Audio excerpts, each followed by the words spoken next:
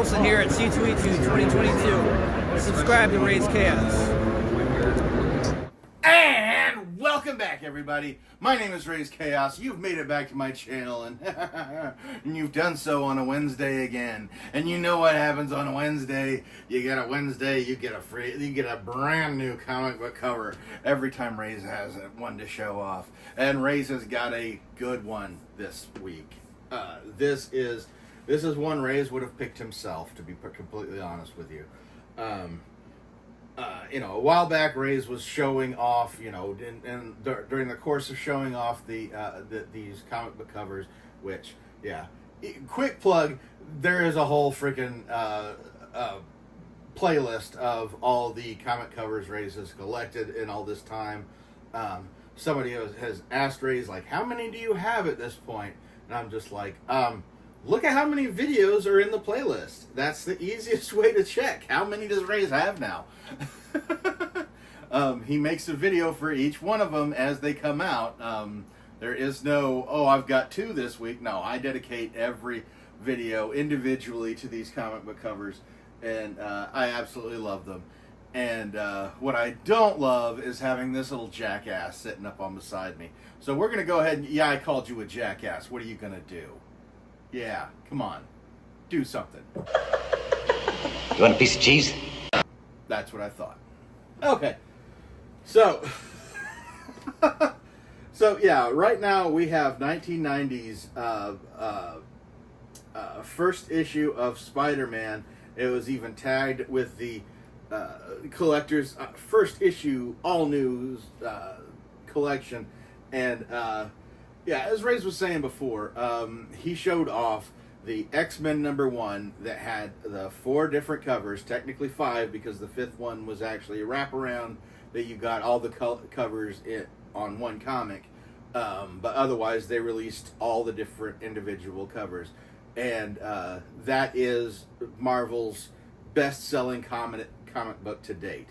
And that happened back in the 90s, and yes, it did. And the thing is what they did in the advertisements for that issue was to talk about this one, which was the record holder up until that point, because this was Todd McFarlane taking over Spider-Man completely.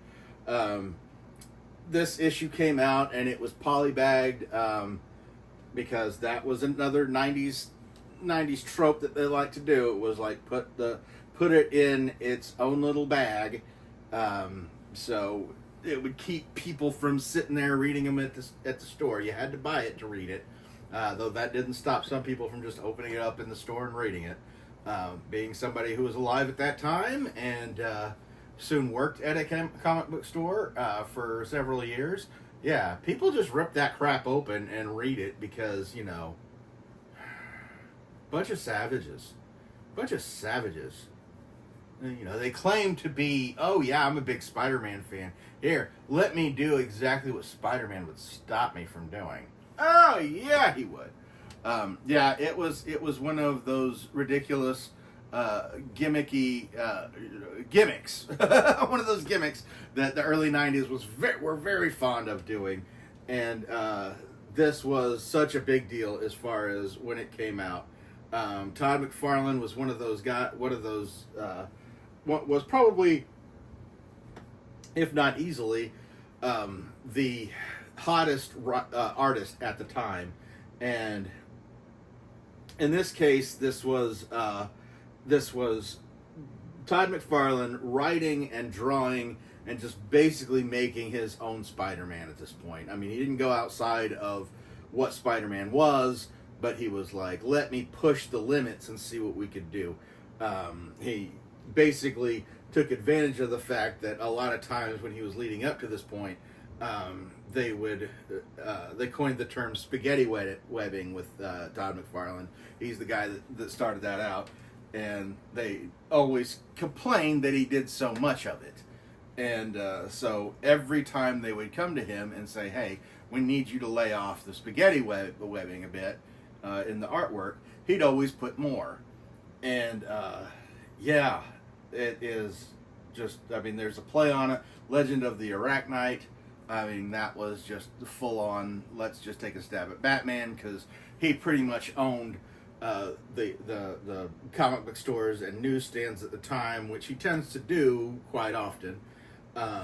So the Arachnite is actually a full-on stab at this, because they were going to put out a first issue that was going to outsell the Batman, and it absolutely did. It was the commanding issue. I remember everybody wanting and needing it, and of course Raze, not being a big Spider-Man fan, he was like, yeah, well, I'll see it eventually.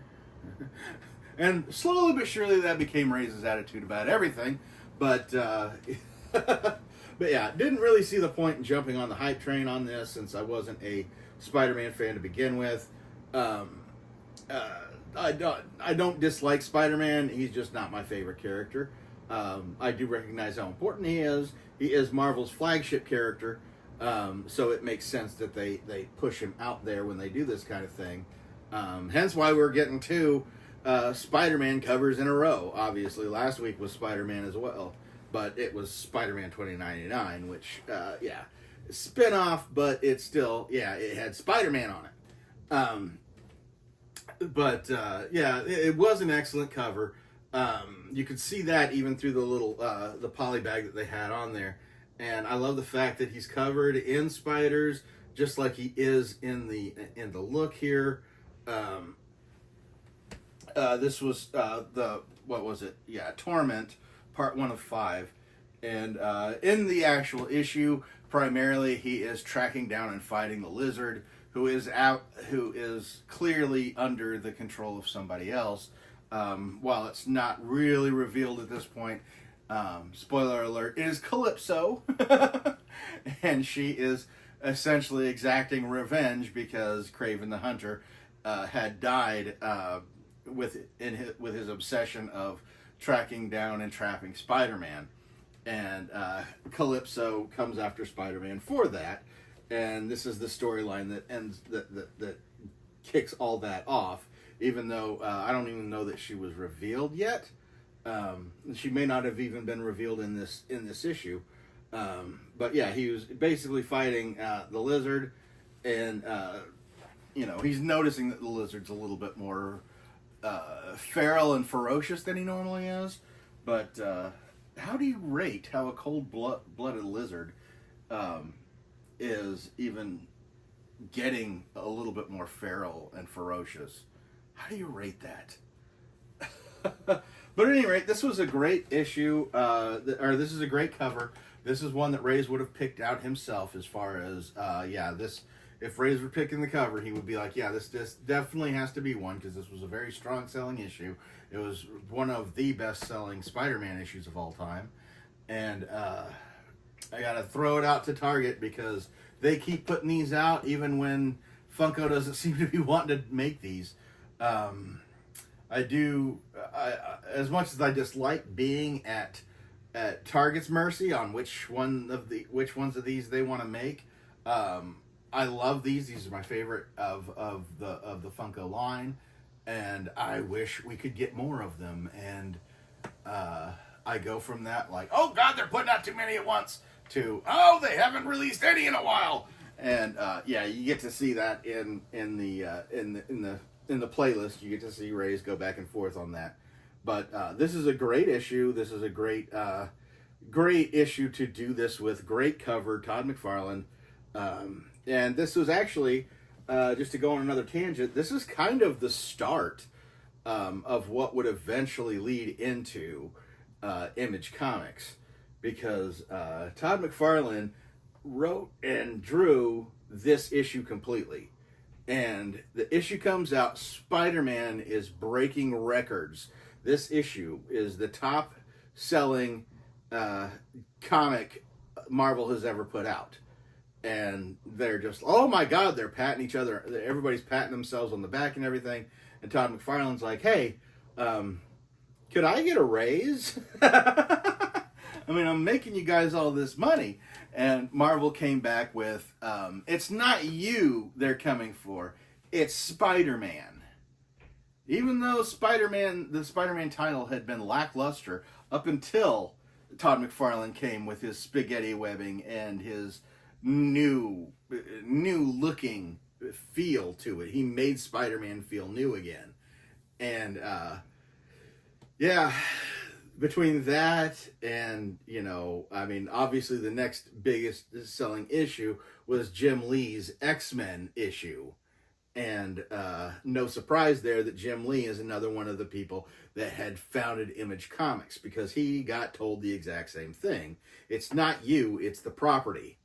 You know, nobody cares about you. You just keep popping it out so everybody can get the hair that they like. And yeah, when you refuse to acknowledge the talent you have, you tend to lose it. And it's hard to say who really lost, because we ended up getting Image, and there were a lot more misses than hits with Image. Thankfully, they're still going strong with their own properties, but like when you had a bunch of upset artists that wanted to flex their own muscles and move into that new space, I mean, yeah, it was a cash cow like you wouldn't believe. Raze would remember when those issues would come out. As soon as you bought it off the stand, it was worth like, you know, hundreds of times of what you paid for it. And then like it just imploded because everybody realized, hey, these are comics that have been basically created and written by guys who just draw. They had no storytelling ability. Some of them did, some of them didn't. Obviously, time lasted long enough. You know, time told who actually had the talent and who didn't. But at the same time, like, yeah, it was one of those things where, you know, if the company had just acknowledged what they had, they wouldn't have had created their own competition. But it all kind of started here. These are in essence the first shots were fired when Todd McFarlane wanted more money because of what he had done with Spider-Man, and he was turned down and told that he wasn't important. You never tell a talented person that they're not important. They will come and prove you wrong. But like I said, Raze gets all of these comic book covers, and there's a whole playlist dedicated to that you can definitely check out. I'm going to go ahead and get out of here now because, yeah, it's a little hard to talk about the same character that you talked about last week. And that's definitely the case here. Like I said, there's plenty to talk about Spider-Man, but I try and keep it to the specific issue. And aside from being the number one and it being Todd McFarlane's little breakout thing, story-wise, it wasn't that exciting. But